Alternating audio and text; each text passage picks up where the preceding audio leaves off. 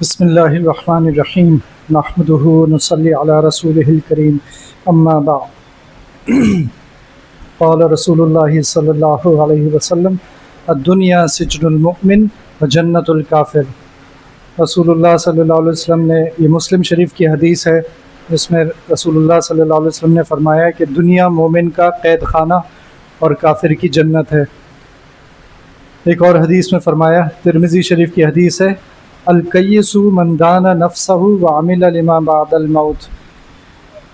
کہ عقل مند وہ ہے جو اپنا محاسبہ کرے اور وہ عمل کرے جو موت کے بعد کام آئے، ایسے عمل کرے۔ تو یہ محرم کا مہینہ شروع ہو گیا اور یہ اسلامی سال کا پہلا مہینہ ہوتا ہے، اس سے سال شروع ہوتا ہے۔ اس مہینے کو ہم نے مخصوص کیا ہوا ہے چند ایسی باتوں سے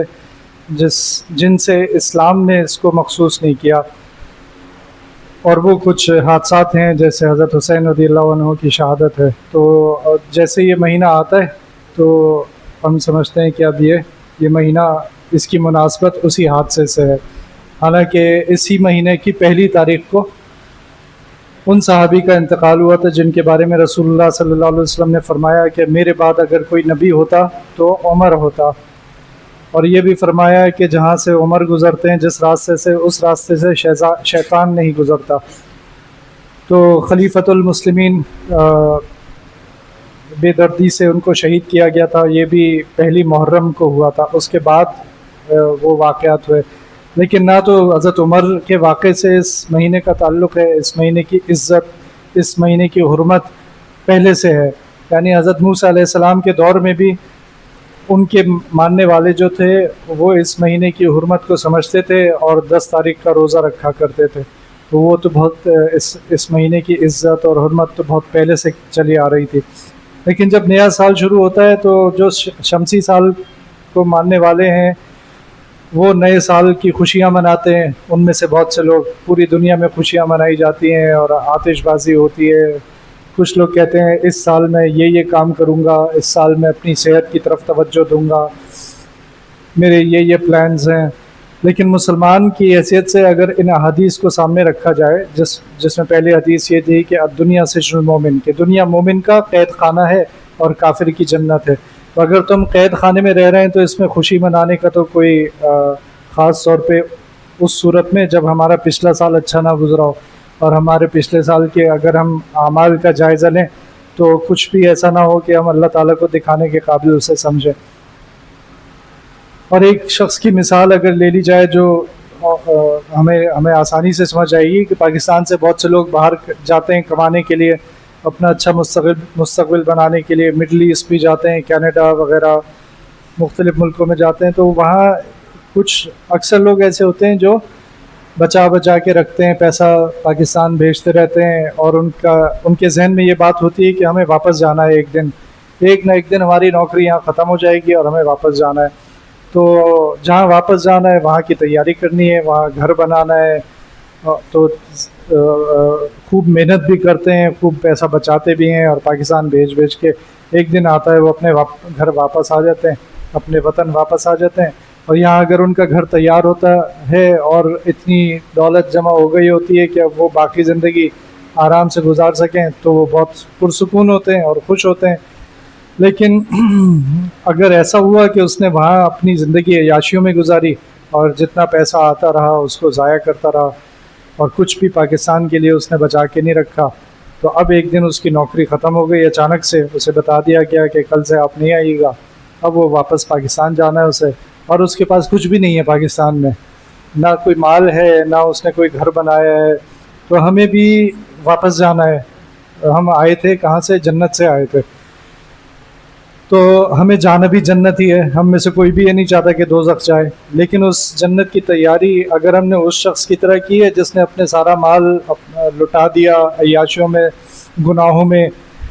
تو پھر اس نے اپنے گھر کے لیے، اپنے اصلی گھر کے لیے کوئی تیاری نہیں کی، نہ وہاں کوئی گھر بنایا۔ حدیث میں آتا ہے کہ اگر کسی نے ایک مسجد بنائی تو اس کے لیے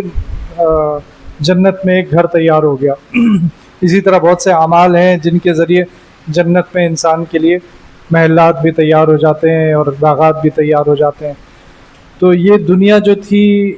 اگر ہم نے پچھلا سال ایسا گزارا تھا یا پچھلے کئی سال ایسے گزارے تھے جس میں ہم نے کوئی تیاری نہیں کی کہ ہمارا جو اصلی وطن ہے جہاں ہمیں جانا ہے وہاں کے لیے ہم کیا تیاری کر رہے ہیں، اگر وہ نہیں کی تو پھر دوسری حدیث سمجھ لیں کہ الکیس من دان نفسہ، عقل مند وہ آدمی ہے جو اپنے نفس کا محاسبہ کرے، یعنی وہ سوچے کہ میں نے کیا کیا پچھلے سالوں میں، میری زندگی کیسی رہی، میں نے کتنے لوگوں کو تکلیف پہنچائی، کتنے لوگوں کا حق مارا، اپنے والدین کے ساتھ کیا سلوک کیا، اپنی اولاد کے ساتھ کیا سلوک کیا، اپنی بیوی کے ساتھ، اور بیوی سوچے میں نے اپنے شوہر کے ساتھ کیسا سلوک کیا، میں نے نمازیں کتنی پڑھی، میرے اوپر روزے فرض ہوئے تو روزے کیسے رکھے، آئے اور چلے گئے، کیا میں نے فاقے کر کے روزے رکھے یا ان روزوں سے کچھ حاصل کیا، حج آ گیا اور میں نے کہا کہ نہیں پہلے میری بیٹیوں کی شادی ہو جائے پھر میں حج کر لوں گا، بھئی حج فرض ہو گیا تو اب آپ کے لیے کوئی بہانہ چلے گا نہیں، اور اگر آپ دنیا سے چلے گئے بغیر حج کیے ہوئے اس چکر میں کہ میری بیٹیاں کی شادی ہو جائے پہلے اور آپ حج نہ کر سکے، تو پھر بہت سخت وعید آئی ہے، ان تمام فرائض کے بارے میں بہت سخت وعید آئی ہے جو اللہ تعالیٰ نے ہم پر فرض کر دیے تھے۔ مثال کے طور پر نماز کے بارے میں وعید ہے کہ اگر کوئی نماز نہیں پڑھے تو اس نے ایسا کام کیا جیسے کفر، حدیث کا مفہوم ہے کہ نماز ایمان اور کفر کے درمیان حد فاصل ہے، اگر کوئی چیز ان دونوں کو الگ کرتی ہے تو وہ نماز ہے۔ اسی طرح روزے کے بارے میں فرمایا، اسی طرح حج کے بارے میں فرمایا کہ اگر کسی نے استطاعت ہوتے ہوئے بھی حج نہیں کیا تو پھر وہ چاہے یہودی ہو کے مرے چاہے نصرانی ہو کے مرے، ہمارا اس سے کوئی تعلق نہیں، یہ حدیث کا مفہوم بنتا ہے۔ تو یہ ساری باتیں ہمیں سوچنی چاہیے کہ ہم اپنی زندگی کیسے گزار رہے ہیں۔ سورہ مدثر میں اللہ سبحانہ و تعالیٰ فرماتے ہیں ما سلککم فی سقر، یعنی وہ لوگ جو دوزخ میں ان سے پوچھا جائے گا تم نے کیا کیا تھا جب کہ تم دوزخ میں آ گئے، تو وہ جواب میں دیں گے قالوا لم نکو من المصلین، کہ ہم نماز نہیں پڑھتے تھے، ولم نکو نطعم المسکین، اور ہم مسکین کو کھانا نہیں کھلاتے تھے، وکنا نخوض مع الخائضین، کہ ہم بیہودہ جو لوگ تھے ان کے ساتھ ہم بھی بیہودگیاں کرتے تھے۔ تو اب یہ اصل میں تو یہ آیات جو ہیں وہ ان لوگوں کے لیے جو ایمان لے کے نہیں آئے، لیکن ہم میں سے کتنے ہیں جو یہی کام کر رہے ہیں کہ ہم بھی مسلمان نہیں پڑھ رہے، بھوکوں کو کھانا بھی نہیں کھلا رہے، اور بیہودگی کی باتوں میں ہم بھی پڑے ہوئے ہیں۔ تو اس لیے اپنے اعمال کا جائزہ لینے کی بہت زیادہ ضرورت ہے۔ پچھلے سال کا جائزہ لیں، کتنے لوگ ایسے تھے جو دنیا میں تھے اور اب نہیں ہیں،